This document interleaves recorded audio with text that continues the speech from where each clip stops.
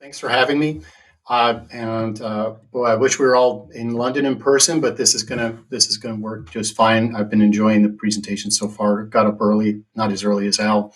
Today I want to talk to you about design thinking in people analytics storyboards. So let me just kind of get launched into this because it's about a 9-minute slot. A little bit of my background is on the screen here. I promise that I'm not going to make a big giant commercial for myself or OneModel in this because I really believe, as you might notice in the middle of this whole thing, that I've taught high school maths. I really believe in the value of offering something educational. So I hope that today you're going to walk away with a little bit of inspiration on this. So the big challenges in people analytics that you are probably familiar with, disconnected data, inconsistency in poor data quality. There's a lot of complexity and security, especially in Europe.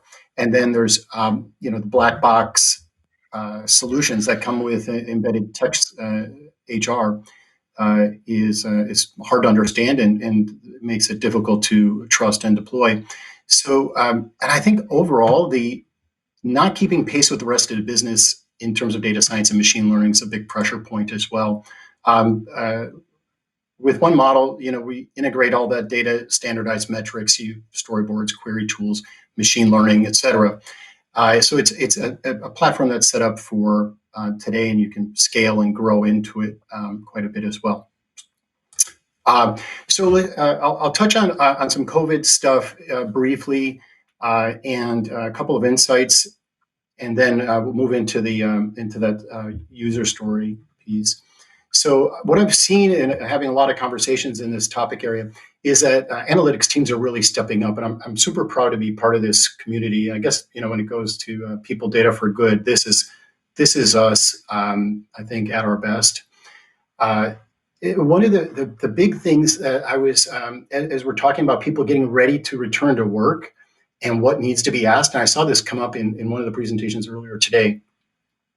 That are you able to return? This is a super important question. The conversations about A/B alternating days for different parts of the workforce, you may not even have 50% of your people that can return. A lot of this right now is about childcare.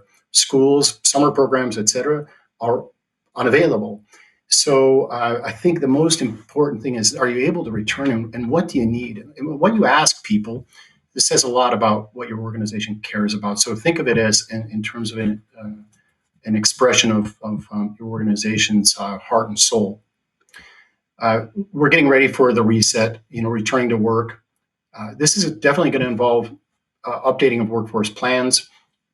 And then, as Dr. Tomas talked about, the new emerging management skills and metrics that we should be thinking about. If you're interested, we did release a tracking tool. It's on our website. You can go to our blog page and find it there, and we'll be continuing to evolve in that space. All right, let's get to the heart of the content today. So design thinking in the development of your storyboards. Some of you may already know this, and if you have, then send me comments on the side and let me know where I may have deviated from strict principles of Agile. But a user story is a really simple and powerful approach, and that's what I wanted to share with you today.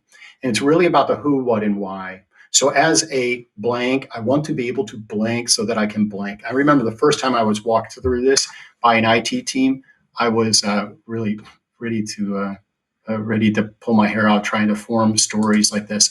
But let's try this together. So something like this.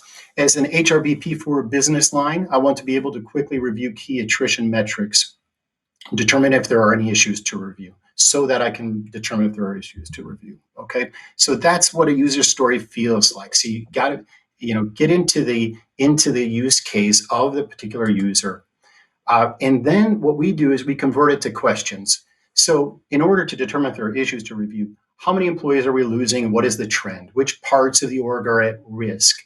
What are the top drivers? And I think you could probably come up with 3 or 6 more questions like this. So we've gone from a story to questions. Now, I kind of skipped one step, which is the mock-up, which I would normally do on my trusted whiteboard behind me. The goal here in the design is to minimize a time delay between observation and insight. So how many employees are we losing and what is the trend? Simple visuals, because it's a question, you want to be concise with your answers. So in what we've developed in our tool set is as this, which is completely flexible, and some customers change it to meet their needs. But it gives you the trend, it gives you the number of counts, et cetera. It's just answering those questions. If you want more information, you can go and then you can dig in deeper. But our first point is there's a question to be answered. Let's make sure we answer that, and then let's allow people to proceed, and let's give them some extra tips as well in terms of guides for if we have a guide on retaining employees and things like that. Next two questions: what part of the org are at risk for future attrition, or what are the top drivers? Same kind of thing, simple. There's a couple of questions on this one. And in this case, operations has a slightly higher risk of attrition in terms of the functions. But it's not standing out all that much. So we look at the top factors from our statistical model, and we find out that manager performance is by a long shot the biggest driver for this organization, and that the top leading reasons that are captured at exit is compensation. So it's an example of what those views would look like. Then to help you with this, we provided a template that we use, which is what is the user story? And you can see this is the one we were talking about. Hopefully you can read this on your screen. If you're on a phone, good luck. But the HR business partner preparing to meet with my business leader. So we added a little column in here as well. Quickly review attrition metrics so that I can determine if there are issues to review. So this is the example we used with an extra column in here, which gives you a little bit more of the use case. And then there are the questions. And then we talk about what is the shape of the visual we want. And then if we mock them up, we'll put the image right in there or a link to the image.